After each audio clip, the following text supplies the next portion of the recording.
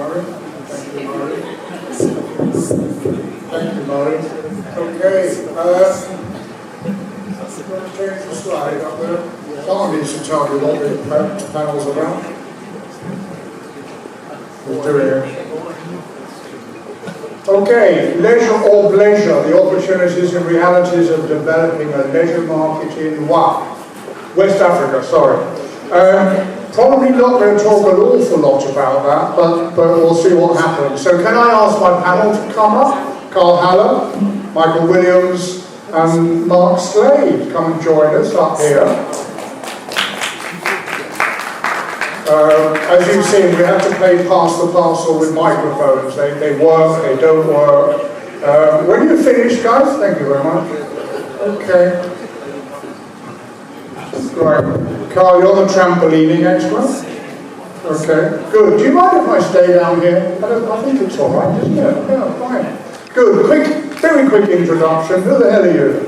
I am Mark Slade, co-founder and managing partner of Little Company Nigeria Limited. We're a family-owned hospitality business. Thank you very much. Michael Williams, I'm the general manager at Emily Life Place, which includes the White Orchid Hotel, and I'm also a director working on the management of the Landmark Hotel and Beach Resort. Carl Haller, Lagos Continental General Manager. Short and sweet. Thank you. Okay, let us start not with that, because that word, bleisure, I think it is one of the ugliest words I have heard. Any word that starts with blair has got to be a bit suspicious, particularly in the hospitality industry. So let's talk first of all about investment. Investment in the leisure sector specifically, okay?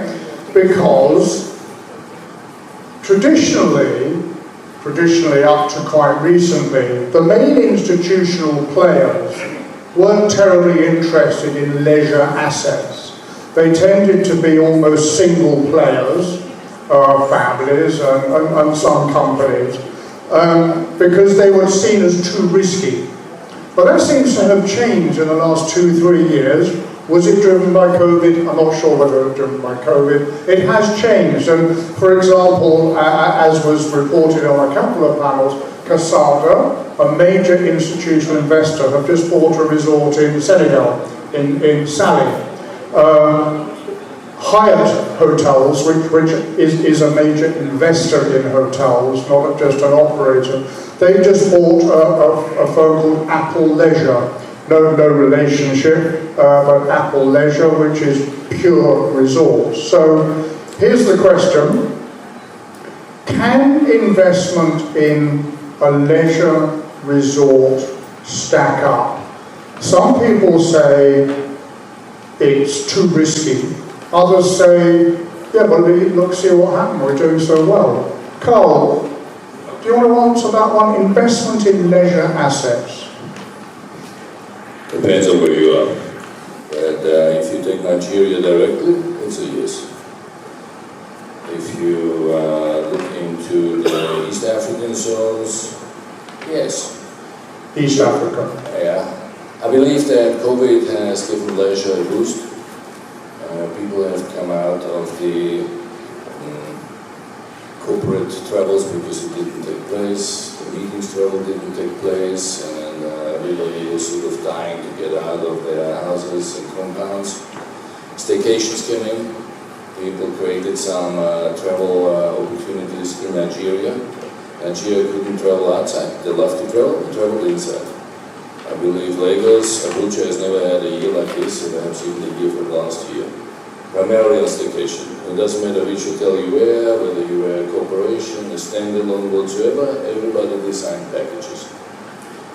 That in turn helps to have a damage control on your economy as well. So yes, it works. Okay. Michael, I'd like to take you back to your Cross River days, if I may. That's why you're here, come on. I first met Michael many years ago when he was MD of the Cross River State Tourist Board. something like that. Responsible for the development of tourism, marketing and investment in Cross River. What's been your experience in getting investors into leisure assets in Nigeria? So in the case of the Cross River experience, quite difficult. And it was difficult primarily because there was so much government involvement. So, you know, the assets were government owned. They were allowing people to come in and perhaps operate with interference. When people wanted to outright just purchase, it was never quite that easy. And so, you know, facilities like the Obudu Mountain Resort, for example, which was built by government money, tremendous debt and all the rest of it, and because government wasn't able to maintain it or manage it, it's there pretty much lying in ruins right now and needs a lot of work, just because they wouldn't allow private sector investment, and there was plenty of interest, but even then it was cautious because they could never quite get government out of the way, which is kind of the story of Nigeria. Most things would work if you got the government out of the way, but it's been notoriously difficult. So I would say that if you are investing in leisure in Nigeria, there's a lot of pent-up demand. You know, Nigerians as a whole haven't really been a people that went on holiday, apart from the very rich. And as people become more affluent, it's becoming more of a thing. You see it more in the 30s and 40s. I know Mark will attest to that in his resort. It's very much that sort of age group that is getting out and just trying to enjoy themselves. So I think it's growing. Cross River, I think, is an anomaly, has taken out. Places like Lagos and, you know, hopefully other places follow, where there's leisure and there's a market. The other problem with Cross River and other places around Nigeria like that is that they were so far away from the people who had any money. And so those of us in Lagos fare better because people with money in Lagos, or if you're in Abuja, you know, it's very close to you. People can bring the money to you without having to take too long to get to you. Okay, thanks. So let's now talk to the horse's mouth. Somebody who is an investor in a leisure resort in Lagos. Yeah, so from our side, I would say a resounding yes. Jarrah Beach Resort has been a success, privately owned and operated. We began in November 2019, but sure. Come on. So some people call it Nigeria's best beach hotel. That those people include Nigerian Tourism Awards, but just to drop that in there, we have done well. We started with 6 rooms. We bootstrapped our way throughout the entire duration of our 3-year period, moving to 9 rooms, then 11, and finally 12 at the beginning of this year. We remain very boutique, very hands-on, operating 24/7 around the clock. We are a profitable business. Our occupancy rates are very good, but again, our room size is very small compared to many of the representatives of other organisations here today. We are very much on the lower end and smaller end of the number of guests that we welcome. But indeed, from a leisure side, we welcomed, we're going to talk more about the business side, but we have welcomed many business guests, but primarily our target and the guests that we do welcome are from the leisure side. So they're celebrants, aspirational guests, H&Is, individuals looking to get away. We're just over an hour outside of Lagos, depending on the road that day. But we have, we've opened up a space that is enjoyed by many and has been a success. 12 rooms. By full disclosure, I've stayed there. 12 rooms. If you had the money and the space, would you do 112 rooms? No. And the simple answer to that is knowing the challenges, knowing the work and the resource and the time that has gone into it already for the 3 years that we've operated. If myself and my wife have co-founded this business together, every time we expanded, she would say no. I would push it and push it and push it until we opened or made it happen. But frankly, once we got to a dozen spaces, we can accommodate up to 40 guests for overnight. up to 100 guests for day pass visits. So for us, that's a good number and something we can manage. So I think our strategy going forward would be different locations, similar size versus we don't have the space, frankly, because of neighbours. But at the moment, we want to maintain the small boutique feel, something that's easier to manage rather than going into. Okay, that's you. Yeah. If you were a consultant, Sure.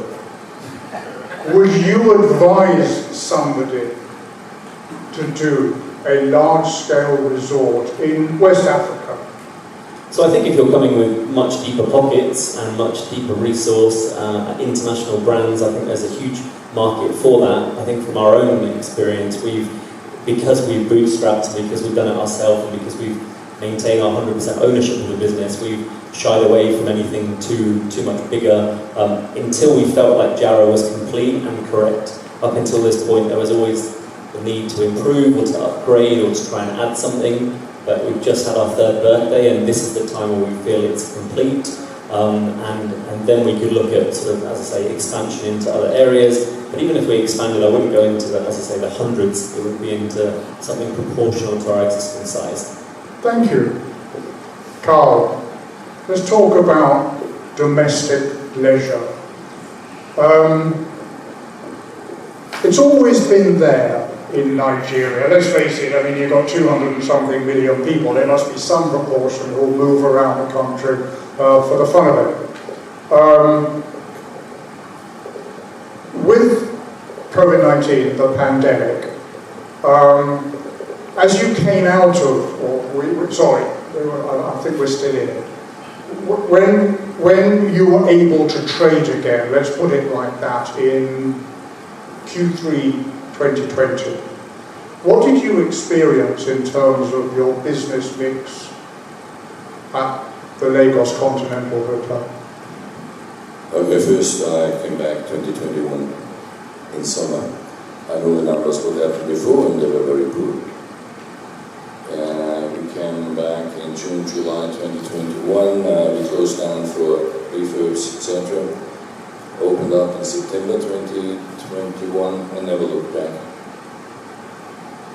Best years, every month beat the other one. It was mixed up between Lagosian and other Nigerian areas of business, 90% Nigerian. And it comes to the point where you said, okay, you would have a bit of local meetings business, but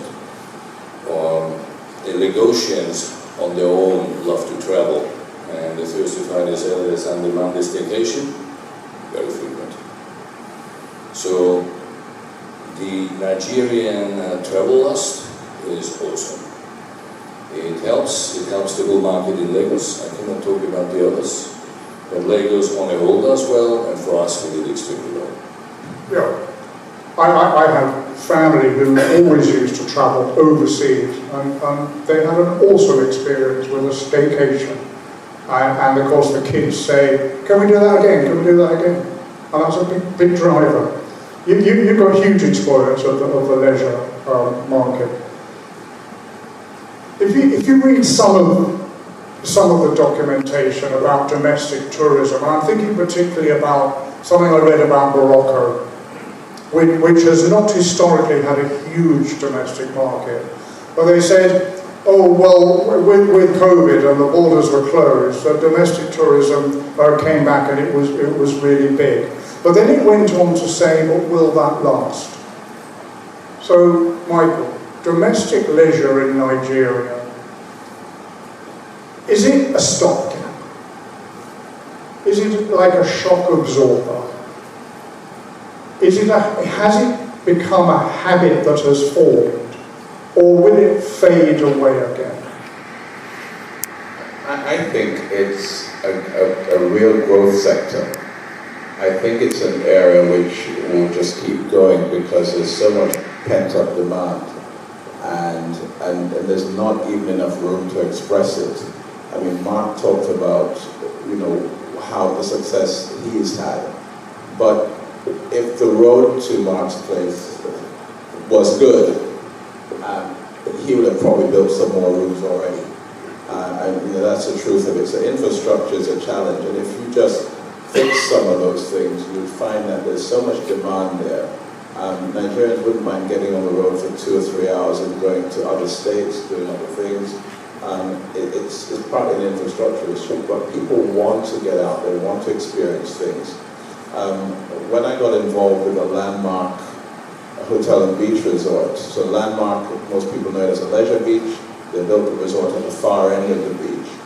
And just the idea that you could either get away from Lagos in an hour or 2 or 3, depending on the traffic, to Mark's Place, or you could leave your office in VI on a Friday and within half an hour be at a beach resort like Landmark. You know, both ideas appeal to people. And so you find that this is just something that's going to grow. For young people, you know, sort of 25 to 35 and upwards, really like the idea of just getting away. And particularly in this Instagram age, everybody wants to just sneak away for a couple of days and show everybody, literally, that they're living their best life. And if you're at Jara, if you're at Landmark Beach, anyone will think you're in Dubai, Morocco, the Caribbean. You could be anywhere. Blue sky, blue sea, white sand. Who's to tell the difference? And so that's only going to grow. It's very aspirational for young people in Nigeria. And the fact that you can have a nice time away without the added visa issues, the rising cost of airfares and so on, and you can spend all of that on just enjoying yourself and having change when you get back, is very, very attractive to people. It's by no means a stopgap. And one of the main reasons why I say that, Trevor, is because it's not that it's the business crowd that are now saying, okay, let's do leisure for a bit until everything gets back to normal. It's actually some of them, yes, but a lot of it is just people who sometimes never even traveled before, or they manage to travel once a year, but they want to get away several times a year. And so it's a growing part of the lifestyle. And sorry, and then this is one thing that's changed dramatically in the last, I would say, 3 years. I think Mark will endorse this, is that there's a growing beach culture in Nigeria. It's never been here before. Landmark 3 years ago, you go to the beach, people didn't know how to dress. They wore their Sunday best, including high-heel shoes. And now they're, in shorts and a t-shirt, and realize that it's a very casual lifestyle. But we've seen beach culture grow. Landmark Beach sometimes gets 10,000 people a day on the beach, whereas before Lagos beaches was, towels. Interesting. It's a change, huge change. Just wanted to pick up on a couple of points. So the first one, an hour and a half rather than 3 hours. Secondly, when it comes to that beach culture, I fully understand or fully agree, but equally 12, 13 years ago, when I first came to Lagos, there were still beach days. So people would invariably go on their boats and then head out towards Alashe. But that was more of your daytime experience. So that kind of did exist, and then for maybe the more masses, there's sort of what before was Echo Atlantic was then Bar Beach. So people would venture out for that beach day, but indeed I think a very different experience there to what it is now. And ultimately that came down to what was the problem that Jara was solving. It was people wanting to stay in a secure, safe, air-conditioned place and extend their beach day fun rather than having to get back on a boat or back in the car to head home. So I think that's something a little bit that's slightly different in terms of people seeing it as a destination, seeing it as an overnight, whether it's one night in the midweek or over the weekend, certainly during seasonal periods. And then from the question about sort of shock absorber, I think we're already seeing it growing. I think there's a huge domestic client base here that are looking to be entertained, working hard, the stresses of the city in Lagos alone, and they're looking for places to go out and spend their money and enjoy their time. Thanks. Carl, you can't offer a beach, probably, but... Well, once upon a time, the Sheraton Abuja had a beach, specifically for Lagosians to go to Abuja, to go to the beach next to the pool. Strange but true. I could buy the sand. You could buy the sand, indeed. Or just wait for the Harmattan. Right, okay, so we've established that Carl can have a beach if he wanted to have a beach. But if you get on to Carl's WhatsApp messages, fascinating, fantastic what he sends out in terms of staycations, shall we call them? Short breaks at the Lagos Continental Hotel. I don't spend that much time in Nigeria these days, but I look at what he sends out and think, oh, wish I could go to that. Jazz evenings, isn't it? And stuff like that. So you're saying, don't just come and stay in a hotel, that's pretty boring. But, explain. It's, I always think that you have a hotel, that means everybody has got a pillow, a bed, and somewhere you eat. So what's my differentiation? I can be called whatever it is. So we started working on different areas, and the hotel has one advantage. It has a magnificent design, which is already a landmark within Lagos. It has got the height. It's the tallest hotel perhaps in West Africa. And it has a grandeur which is very conducive for Nigerians. Our lobby and our staircase might be, or is one of the number ones, cheap ones. We barely can go up the steps and stairs. It's always photographed, the terraces are photographed. So we started going around. Yes, we have business, but we really wanted to get this staycation going. So we started floating breakfast, we do the jazz evenings, we do bottle services, we do bathtub flowers and champagnes. We give you anything you wish for your kids, for yourselves, alone, with a partner, with a spouse. We cook for you specially, separately, whichever way you want. And we are flexible. So we don't close breakfast at 10:30 because it says 10:30. And it goes on until 12:30 it does. We fit the demand of your client, and negotiants do like to enjoy, and timing is different, especially on weekends. So we offer something what you might get in Maui or in your resorts, and we do it in a city place where we have a little small pool, but you still want to be around there. We play cool music for everybody's likes. We do partnerships with unnamed partners, but we do a lot of mixologies, we do activations. So it's a constant part, very much on the culinary side, and very much on the spoilage side. So you just live. We don't do water Olympics or we go into the beaches or anything like that, no.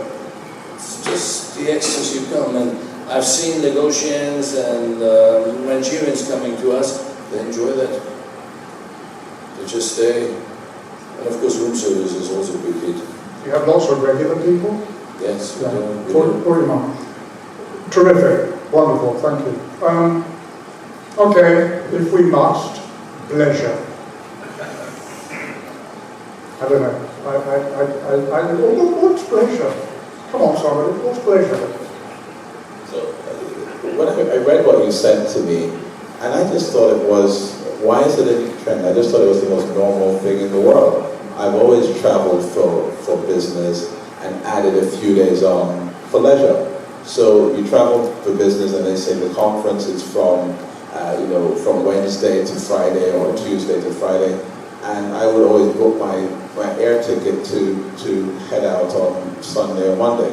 So I would always add 2 or 3 days on the end of it, as long as it was an interesting location.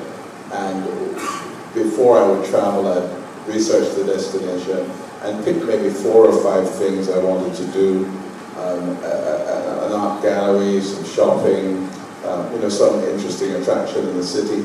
And I remember I used to go to this one conference in the States, and it was in a different city every year, Atlanta, New York, Philadelphia, wherever. And so I got to see so much of America because I was going for a conference and adding a few days on. And we called it adding a few days on, we didn't need that word. I got a thing about that word. Yeah. And so the company has paid for your flight and everything, so you just carry the cost for a few extra nights in the hotel, and the rest. And so compared to the cost of a vacation where you're doing it all from scratch, it's a fantastic way. I used to get away 3, 4, 5 times a year. So you were a real traveller, as opposed to a road warrior. Yeah, great.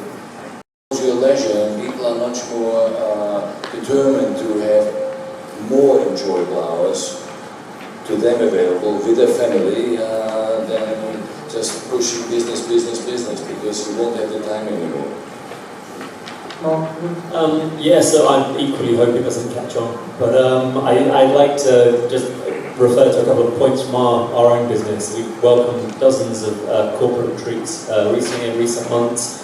We've had individuals, employees who have equally at our own venue extended their stay, had their family come and join them.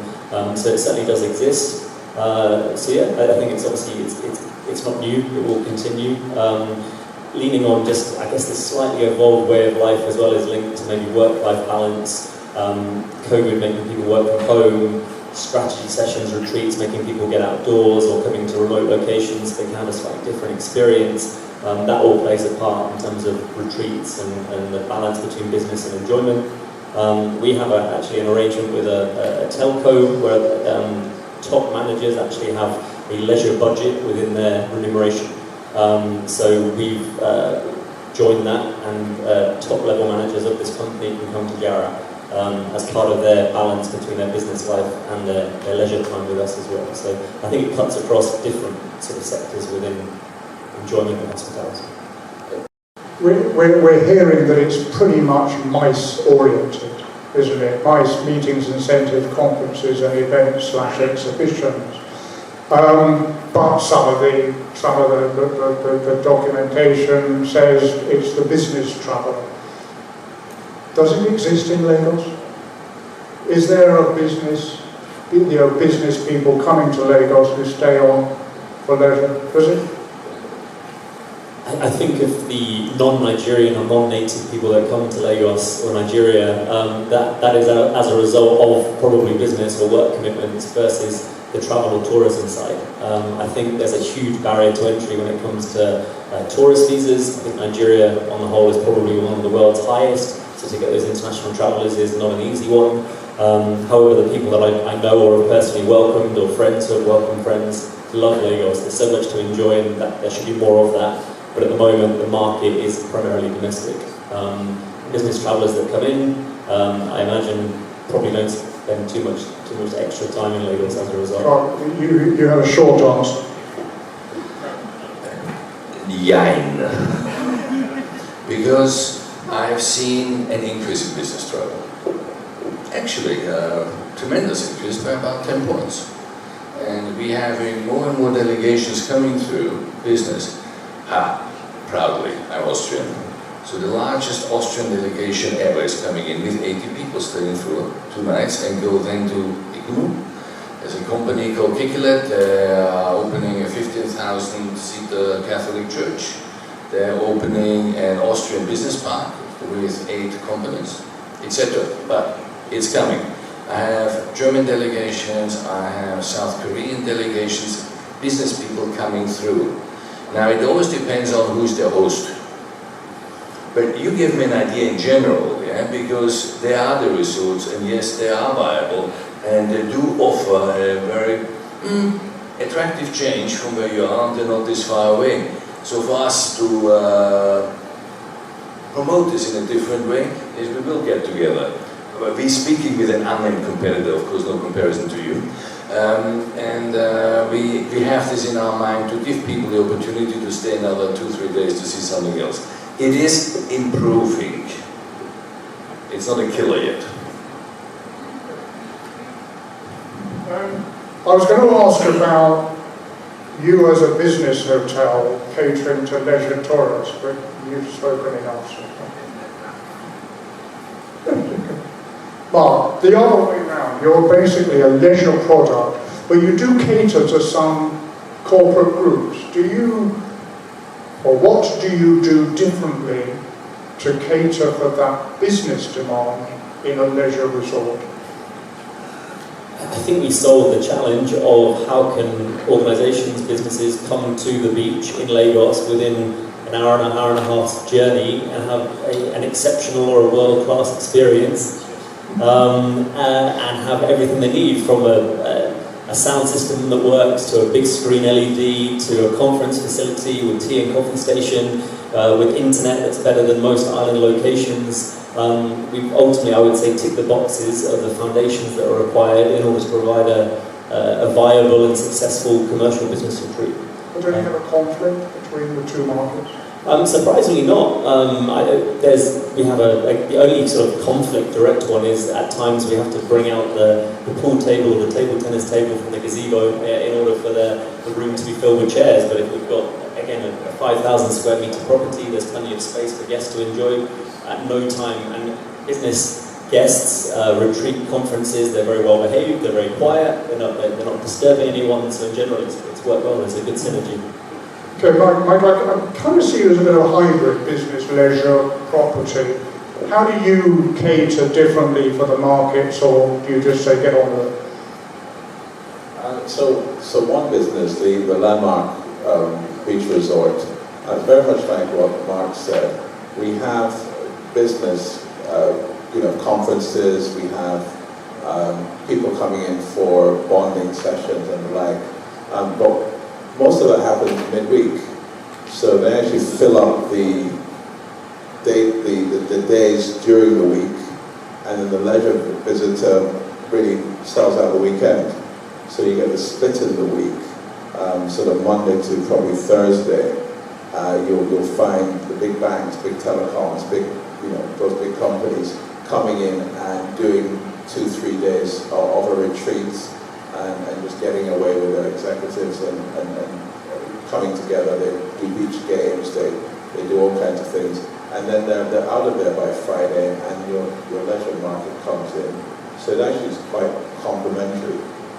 At the White Orchid at Everything Life Place, we've always had this hybrid because people mostly come in for business. And for some reason we get a lot of Nigerian diaspora who come in to Nigeria for business. But they like the fact that once they're in the hotel and the business day is over, they can go to the rooftop, they can go and watch a movie in one of the cinemas, all the latest movies are there. So they get to combine a sort of after-hours experience with leisure, and daytime they're out and about in Lagos having their meetings. So they're quite complementary. When your hotel opened, Carl, you came just after opening, didn't you, when it was Intercontinental? You were a business hotel. Probably leisure was very small. Today you've got a bigger leisure mix. Have you found any conflict? And I'm also thinking about the human resource element. Your employees, your staff, your confederates, what is it? Do they have to be trained differently to work with a leisure market and a road warrior business? The target is the same. You need to deliver the service with products, whatever you have on offer in the best way, amicably to the client, whether it's business or whether it's tourist or leisure. I think the biggest difference is that you have more flexible hours, you have flexible locations, could be a poolside or somewhere else, but all the other restaurants remain the same, they just operate longer hours.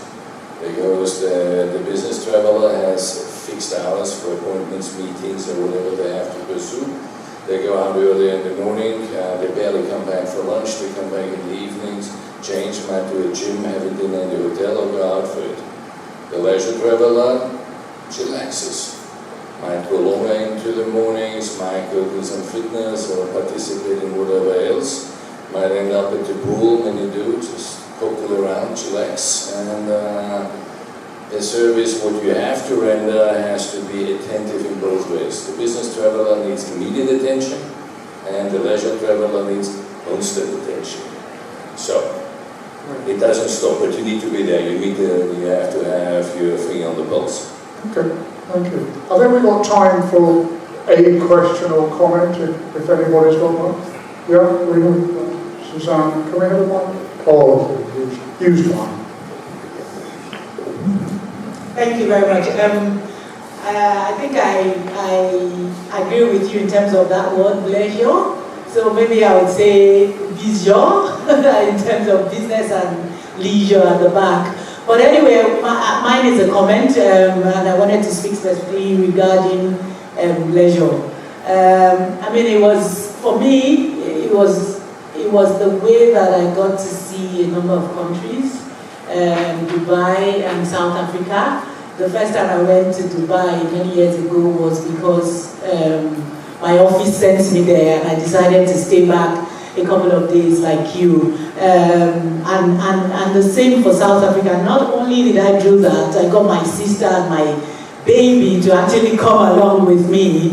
And whilst I was at the conference, my sister would look after the baby and take the baby around and all of that. So it's actually a very important way, to mix business and leisure. And I was wondering, but it's always the other way, right? So I would go to America and the UK and plan for it for leisure, but I won't go to Kenya, for instance, except the office sends me, but I would spend a few days. So it was an opportunity to go to countries that, I would never go. And I'm sure that's the same way for maybe Europeans coming to Lagos for the first time on business.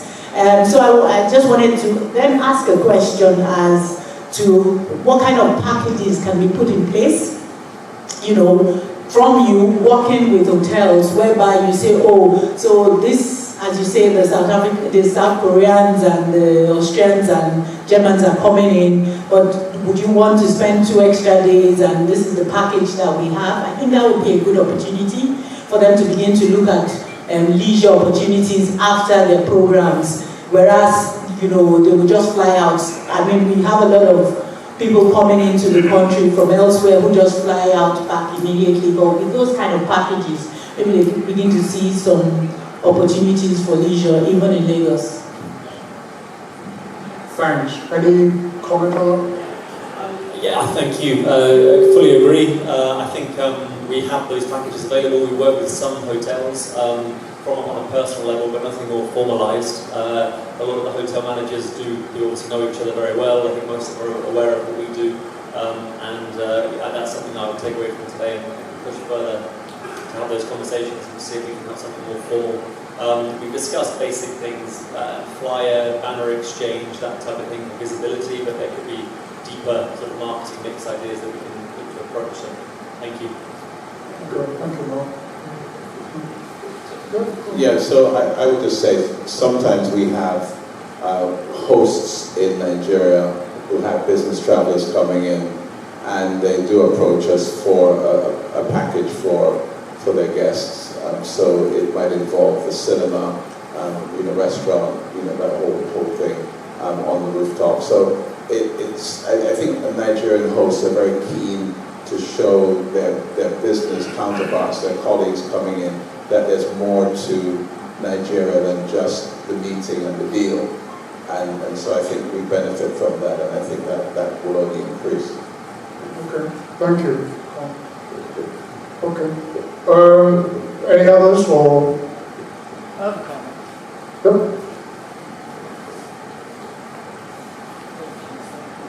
So my name is Carl, and I am from the island of St. Kitts.